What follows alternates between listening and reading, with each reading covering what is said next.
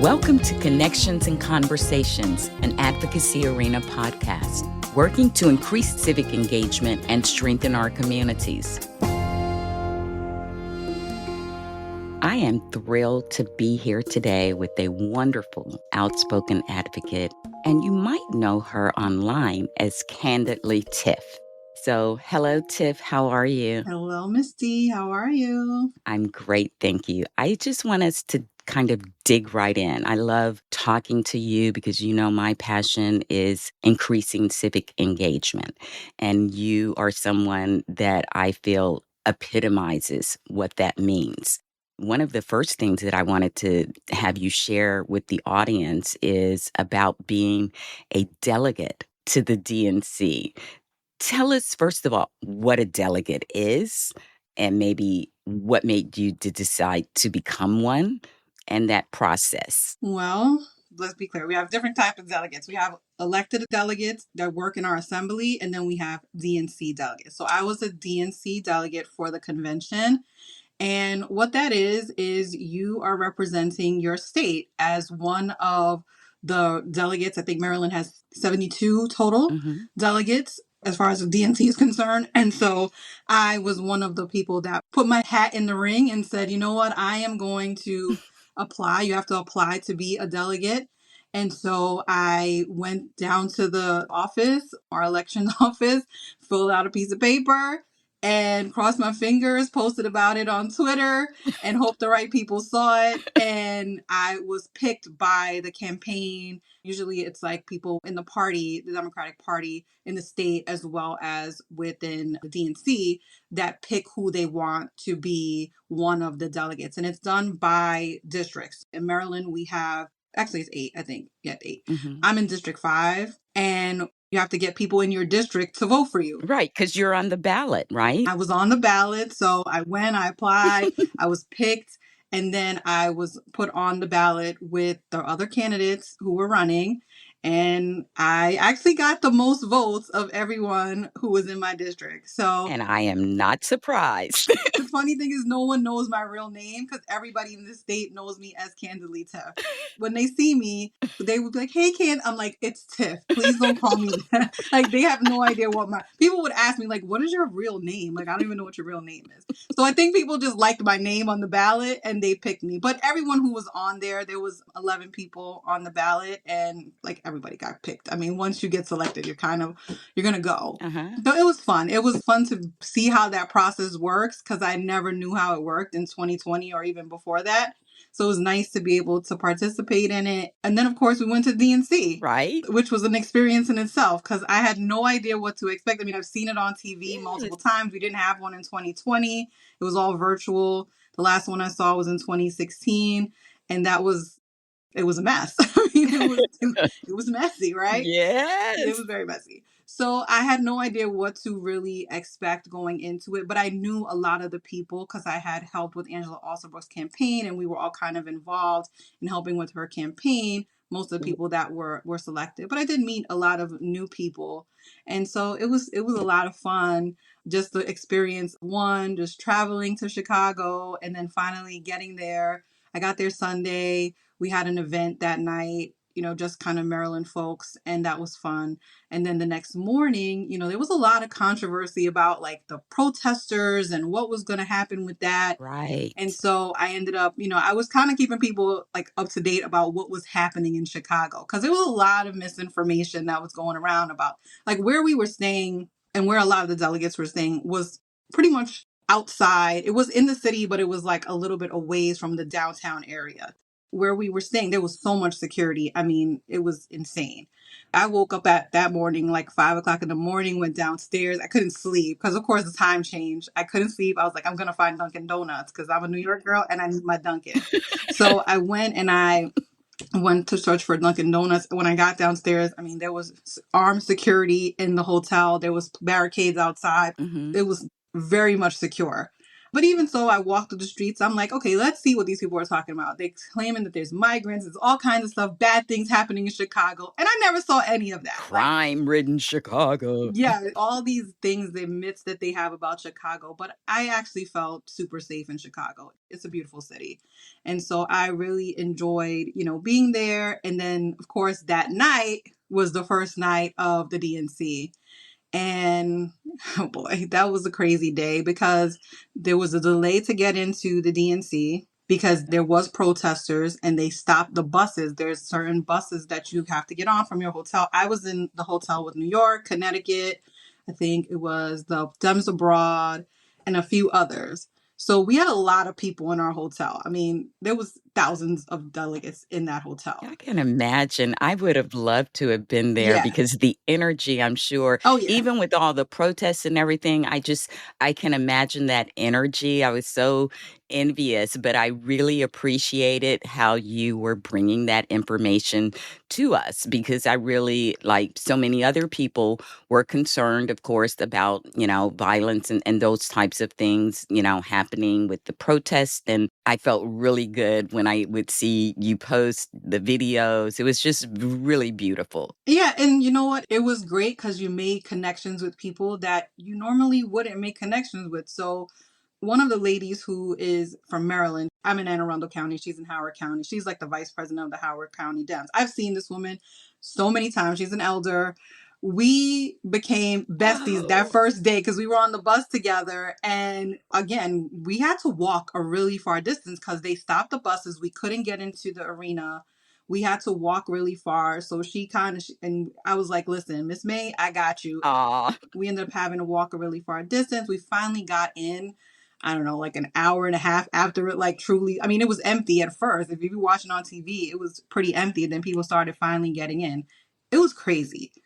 When I walked in, I was overwhelmed because there was so many people. People were talking on the stage. Everyone is like trying to move around. Like I had not expected that, people moving around so much while people were talking and trying to get to their seats. I mean, we were like trying to squeeze our way into little tiny spots to get through. You're Hmm. seeing people that you kind of didn't expect to see, like people you see on TV, right? So I'm seeing all the New York delegates. Right? I'm like, and most of them are Congress people, right? So you're seeing people as you're passing by, seeing friends as I'm passing by. Like everyone's political. I mean, this is like a whole political like event where you just see all political people. And it's fun. Exactly. All the civically engaged people all gathered together. Yeah, Roland Martin. I mean, you're seeing all these people, but it was so chaotic that first day. It was insane.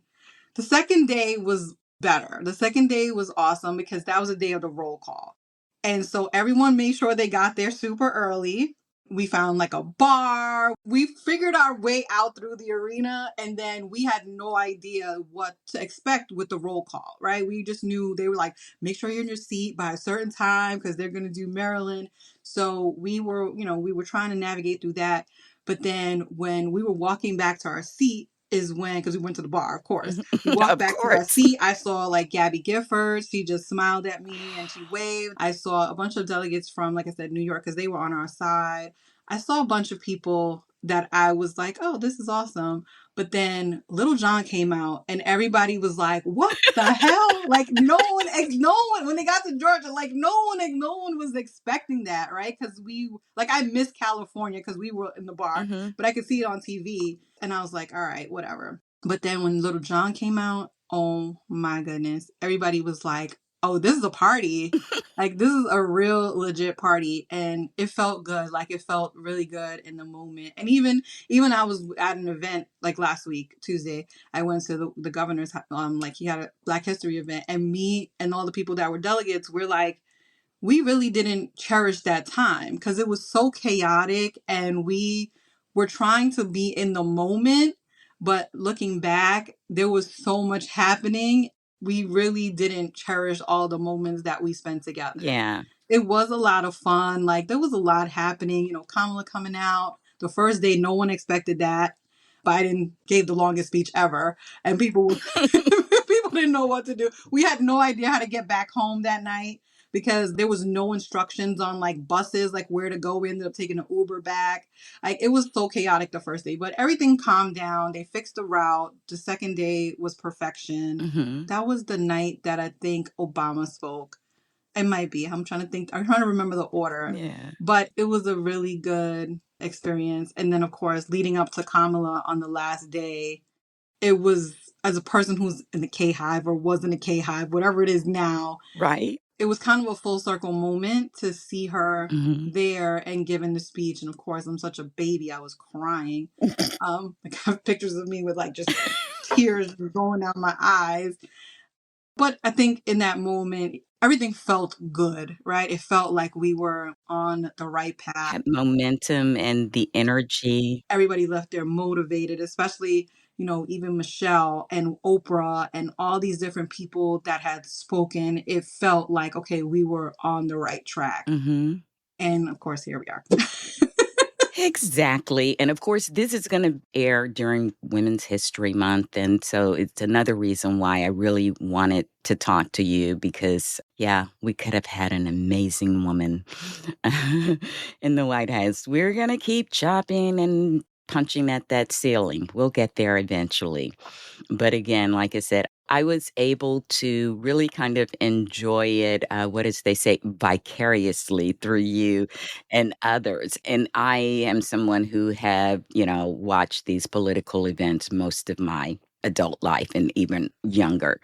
So even though I wasn't there, people like you and some of the other folks that I know in social media helped to bring it closer to us. And it also just kind of helped to reinforce something which is my goal with Advocacy Arena is just seeing everyday people take charge and get involved in the civic process. So I want to transition a little bit to something else. Yes, that delegate experience, I'm sure, was just like unforgettable, something that you will never forget.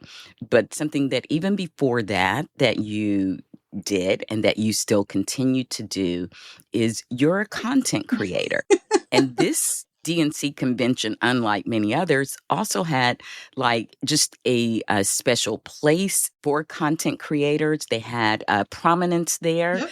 that they had never had before. I hope to see more of that going forward. And if you hadn't been chosen as a delegate, I'm sure you probably would have made it as a content creator. Oh, yeah.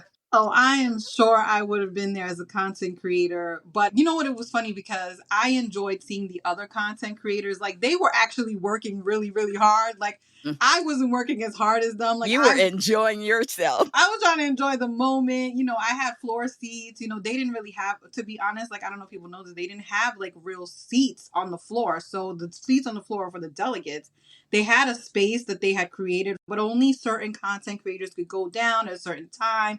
And so it was nice walking. The first, like I said, the first day was chaotic, but the second day, as I was there, I was watching Kenny, and which is Too Raw, Too Real, and I was watching Brian and other content creators. Mentally divine, Bryant. Yeah, I was watching them interview people and talk to people. And Hmm. where they were interviewing was right outside of our gate that we were going into for the Maryland delegation. So I was witnessing them do things that hadn't been done before. And it was beautiful to see. It was beautiful to see, them in their element, taking videos, talking to people, and just having those conversations. That's not something that I enjoy doing. I understand. And I think we all have our skill sets and the things that, we really kind of feel comfortable doing. But one of the things I know as a content creator that you do and you do very well, and I, of course, love, is kind of breaking down simple civics to people. Yes, ma'am. I was a social studies major, right? And I never used it. I never used it in real life because I went into the healthcare field.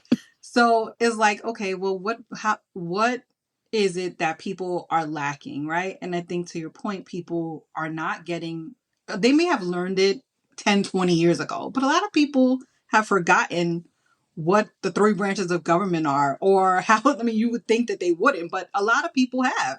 and they are busy in their lives and they're not thinking about civics or what does it take to get a judge on the bench. Like, they're not thinking about these things. These are things that I think about, right? And you think about, but it's not things that the average person is thinking about. And so how do you bring that to the table and have people understand how these things work? You got to talk to them in the language that they understand, right? Because that's the easiest way. And so I think that's what I've tried to do in terms of civic engagement, is just trying to take a situation and explain, especially judges. Oh my gosh, these judges are the ones that are going to save us at this point. They're our only saving grace to me.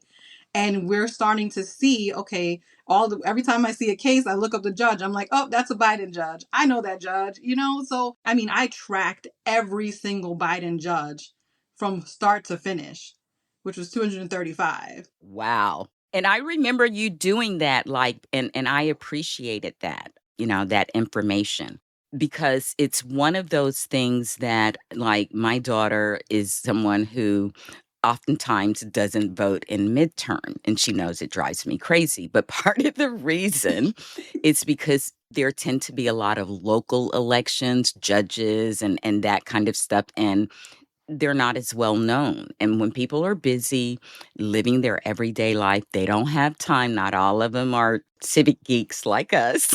They don't have time to dig into this stuff. And so, what you do as a content creator and providing kind of that basic understanding and that research, I think is invaluable. And I hope that you continue to do it, because it gives me great things to be able to use when I'm having my weekly news and, political good trouble chat every Monday. And I really appreciate the times that you have come in and shared with us, because I think we're very simpatico in that respect. Like, people need to understand. And with that being said, I'm going to start to wrap us up here. But I wanted you to just speak from your heart to people, because we're at a moment in our country where it's really important that people are engaged and understand what's going on. And I know that you have people in your life and people that you encounter.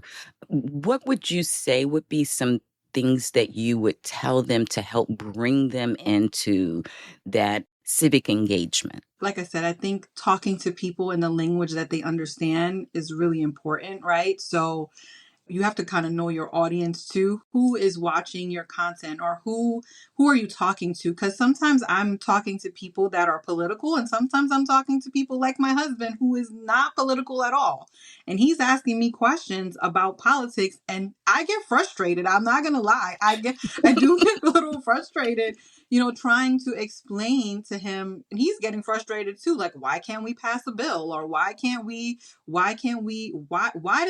is this man even in office, right? Trying to explain these concepts to him. But I think it's worthwhile to have those conversations. And even if you're talking to someone that is apathetic or didn't even vote, maybe not judge. Maybe, you can judge in your mind, but not necessarily judge to them and say, because you're going to turn them off altogether. You can just say, well, you didn't vote in 2020 and or Right. 2020, 24. This is all your fault, right? I mean, you're not going to get anywhere further with them, because honestly, while people may have not, especially in blue states, right? Hmm. I live in a blue state, and a lot of people really and truly said, you know what? She's going to win in Maryland. She's going to win in New York. It doesn't matter if I vote. And in a way, they had a point, because she was going to win. But when you look at the numbers at the end of the day, she lost the Electoral College, of course, but she also lost the popular vote. And losing the popular vote is a translation of people just sitting home because they didn't think their vote mattered. How do we get people to believe and know that their vote matters? And I think when you're in a blue state, it's really hard to convince people of that. But we have to do a better job of explaining it's not just the presidency, right? Because we also had a senator on our ballot. We also had judges on our ballot. And your vote, you may think your vote doesn't count for the presidency, but it damn sure counted for all those other ballot measures that you missed. And that could have changed the way someone won or lost. Absolutely. And so we have elections coming up in 2026 here, governor, the Congress, all of our local elections are in 20. So maybe the person didn't vote in 2024, but we need them to vote in 2026. Absolutely. And I so agree with you. Like, you have to meet people where they are and speak in a language that they can understand. And that's part of the reason why I really do appreciate you, content creators, because I feel like you kind of help to take some of the jargon that turns people off or goes over their head into language that they can understand and make it resonate more with them. So it's very important work. I hope you continue to do it. Thank you. I know that you will. And I know that it can be frustrating at times because you are passionate about it, but I really wanted to highlight what you do, like the significance, first of all, of, how we engage in our community, not just that political aspect, because all things actually end up going back to politics. And local. All politics is local? Yes, it is. Absolutely. And so, I get that people don't want to talk about politics and they may not feel as informed about it, but I do think that it really is important for, people like us to help people to understand why it matters. And I also appreciate too that a lot of your focus since I've known you has been around supporting women, especially Black women. So I'm going to give you some final words and thoughts on that, as this will be airing in Women's History Month. What motivates you to do that? As much as people have been criticizing diversity, right? It is important. Representation does matter. Having a Black woman represent us in the Senate when we live in a state that is majority minority matters. It matters that she is there. We saw her with RFK and pointing out, which is Angela Also Brooks, our senator, pointing out to him about these crazy myths that he has. And in that moment, you saw the value of having a Black woman there to tell him directly, I'm not voting for you because you don't even know what you're talking about. And it's not only her. There is a woman also who was elected. We, just to be clear, we had no women in our delegation for Congress. None. We now have 3. Yay. Right? So we have Sarah Elthred that was elected. We also have April Delaney, who is now also one of our Congress people. These things matter. You having no women at the table should be unacceptable at this point. So I am happy. Especially when they're trying to legislate things like reproductive health. Right. Exactly. And it's not only just that, it's just even with Angela, like I respect her so much because she is bringing something. She has aging parents. Is one of the things she talked about on the campaign trail. I have aging parents. She's on the aging committee. You need people with real life experience to legislate. We have way too many people in Congress that are just out of touch with reality. So it is nice to have people there that actually understand, empathize, and get the realities of what's happening around this country. And yeah, you definitely need more women. More women. And I love my men, but we need more women. Period. Absolutely. I am with you on that. And again, like I said, thank you for taking a little time out of your day to, just hang out, chat with me about these important issues and how it's important for all of us to be involved in our community and certainly being civically engaged and politically engaged. These things all matter because, as you said, to have people represent us that understand the people that they're representing, their needs and their concern. So I just want to applaud you for the work that you do and encourage you to just keep it up. Keep being great. Candidly Tiff, thanks for being here with me today. Thank you. Thank you for listening to Connections and Conversations. This is one of many wonderful interviews that we bring to you to help connect you to a larger community of advocates and change makers across the country. You'll get a glimpse into the various ways people are making an impact in their communities. My hope is that it will inspire you to get engaged in some small way as well. We can't all do everything, but at this moment in history, we can all do something. What are you doing? One of the things you can do is to continue to listen, subscribe, and share this Advocacy Arena podcast. You can also join and support the growing grassroots Advocacy Arena community in other ways. Join our weekly live chats hosted on Spoutable every Monday at 12 p.m. Eastern. Subscribe to our Substack to get great articles on important topics and exclusive access to extended interview conversations. And don't forget to subscribe to our YouTube channel as well. We've got some exciting programming lined up. And keep listening to our regular podcast episodes wherever you get your podcasts. And of course, subscribe and give us that all-important 5-star review.